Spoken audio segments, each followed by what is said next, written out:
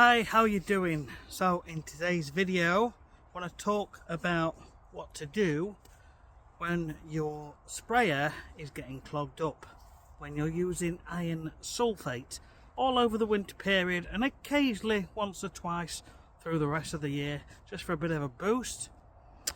So usually what happens is the iron tends to clog wherever there is a filter.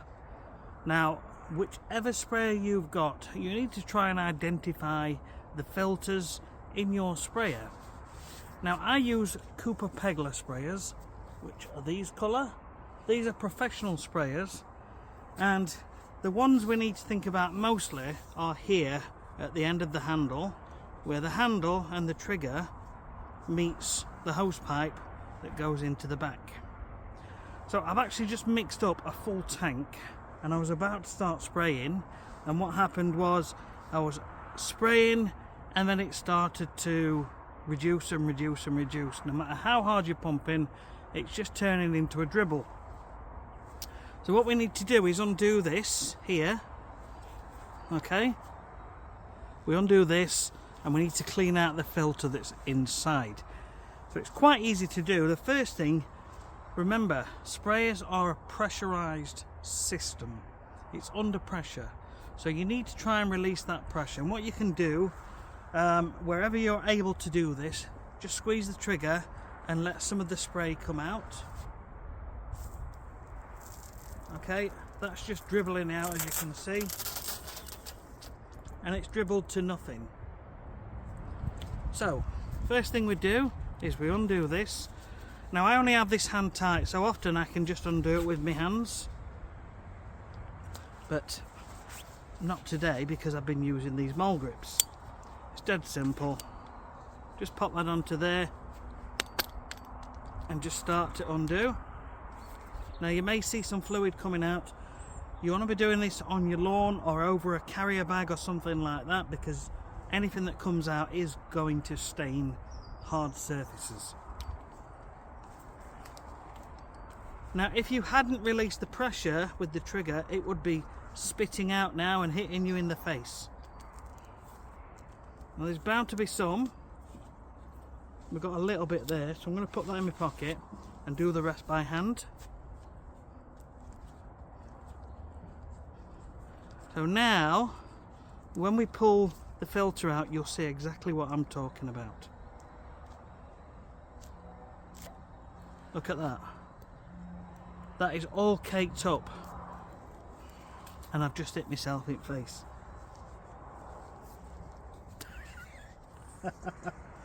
Okay, so that is the iron sulphate, the one that I'm using at the moment. There's lots and lots of different brands, but they will all eventually clog. Sometimes you'll see bits of grass in here and all sorts of things. So what I tend to do, I just take the lance and just tap it gently. Okay, now it's cleaned it off pretty well. Now you can see the lines. Well, actually there's lots and lots of little holes in there, so if we get close enough you may just see the holes. Okay, and you can see there bits of grass that are all over the filter. You can use a toothbrush or any sort of brush to try and clean that, but most of the time you can get away with just a bit of a tap on the lance without breaking it, by the way. This is generally all I do, but if you want to use a brush you can. I haven't brought mine today, but you can see there bits of grass all wrapped around.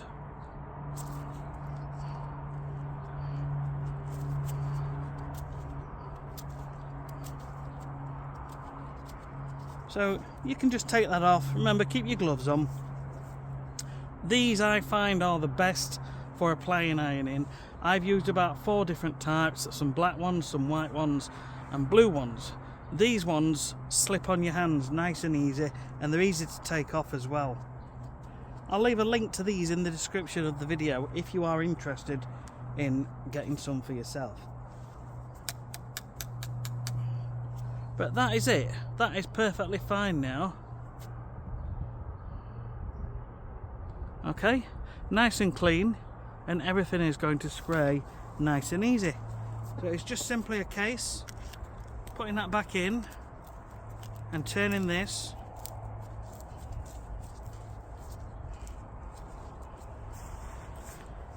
and then just take your mole grips and just give it a turn. You don't want to overdo it, but it needs to be tight enough. So as soon as I feel some resistance, that's fine. And then all you do, you just start to pump up again until the pressure builds up, and then you can start spraying.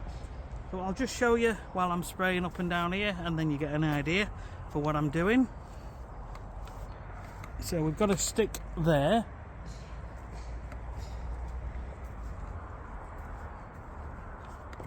And you should be able to see another stick over there. It's somewhere up there. There's another stick, and what I do, I have one stick on my left, and as I'm walking towards the one up there, that'll be on my right, and then when I get to that end, I'll move the stick so it then becomes on my left, and I walk down. So I'm spraying in strips up and down. So I'll just show you this.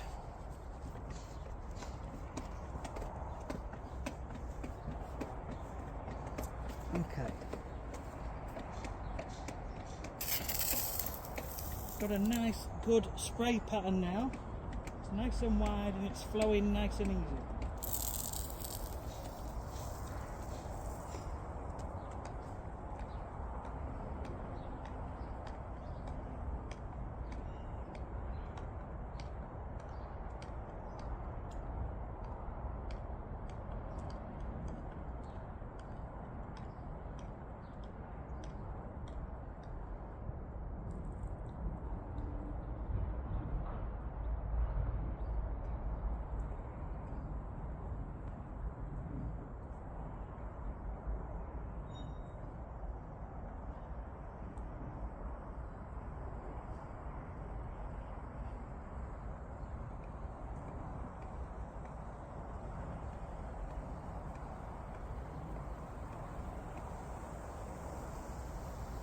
So as I'm walking, I've got that stick there on my right hand side, and it's important that your spray just slightly overlaps.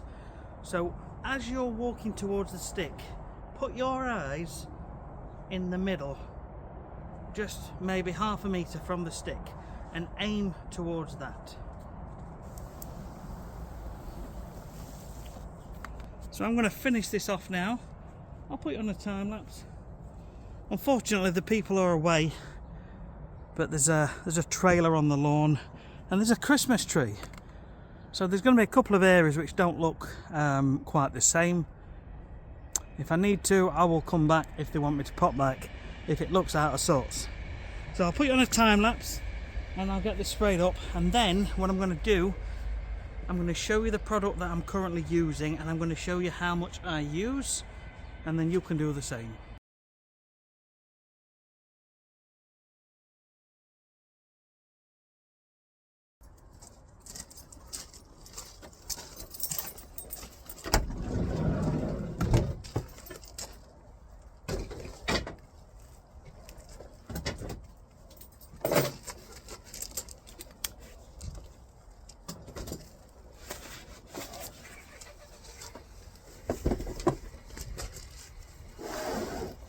Right, so let me show you what I'm currently using. Now, I normally get some seaweed from my supplier, which is Agravista, but I was just looking online and Amazon were doing 2 of these seaweed fertilizer for a slightly cheaper price. I thought, you know what, I'm going to give it a go. Now, problem is, we'll never know how good it is until I come back to the customers 10 weeks later. By that point, everything's wearing down. So you never really know, unless you live next door to these people or you're able to get back to them. Anyway, so yeah, what I'm doing, I'm literally just pouring in about 200 ml into each knapsack, 20 litre knapsack. Seaweed's pretty... what's the word, you can use it, you don't have to be super accurate with seaweed. It's just a natural product, although it does say for lawns 10 ml per 5 litres every 28 days. So if I'm putting 200 ml in 20 litres, I'm actually putting a lot more in than what they're saying on here. So there you go. Maybe I should be putting a little bit less in. Anyway, instructions are on there. So that's what I'm putting in first. So what I do, I take my sprayer and I take the lid off and I will half fill it with water. Now I use these 20 litre, I think they're 25 actually, 25, but I always fill them up to this line, which is 20 litres. So I take this off on each side and pour it in. And when I pour it in, that's putting about 10 litres in. It's just roughly half filling it. And then I'll take the seaweed, quick one of them. That might not be spot on, I might be doing that wrong, but so far never had any complaints. Then, depending on what iron you're using, it could be an iron powder or even iron granules. I've never used the granules. Or you can use this stuff, which is like greeny blue snow. Now this dissolves quite fast, it's pretty good actually, but I'm finding I have to put a little bit more in than what I used to do with the powder. So I would normally use Ferramel-20, and that goes a really long way. It really is good value for money. It just goes on and on and on, but it can clog up a bit easier, whereas this dissolves quite easily. So I'll show you the package for this.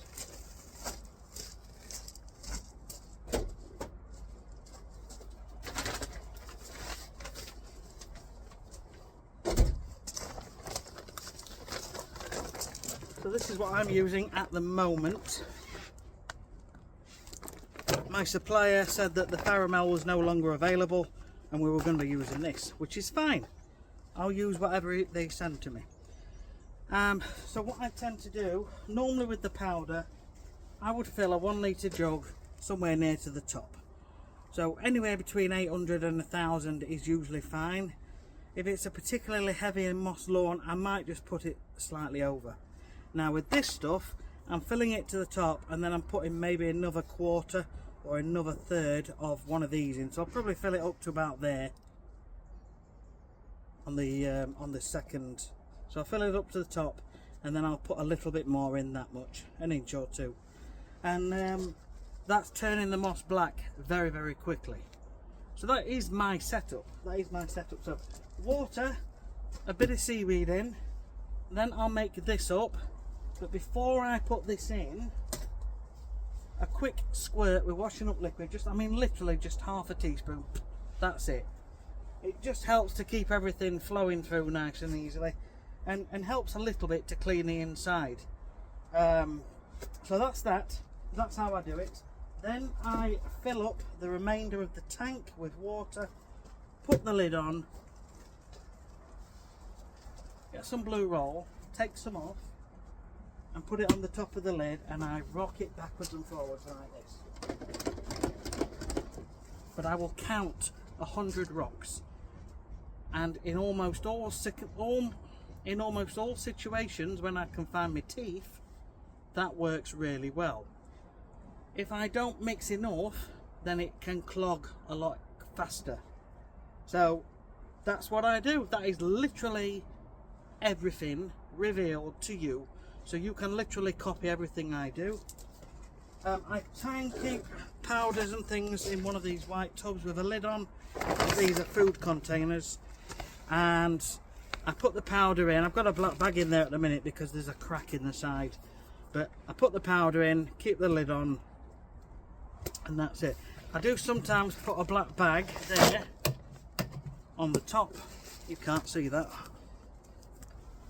So I do put a black bin liner just on top, because sometimes with the van doors open when it's raining, the rain gets in and actually starts to dissolve this. So there you go. So what I'll do now, just before we go, I'll go and show you the lawn that I've literally just sprayed. So let me just take you out of here one sec. Okay, turn the camera around. So you can't expect to see like a lush green lawn, but what we're looking for is the moss to be blackened off, and there isn't too much down this end, it's more here. You can see it's just taken on a darker appearance there.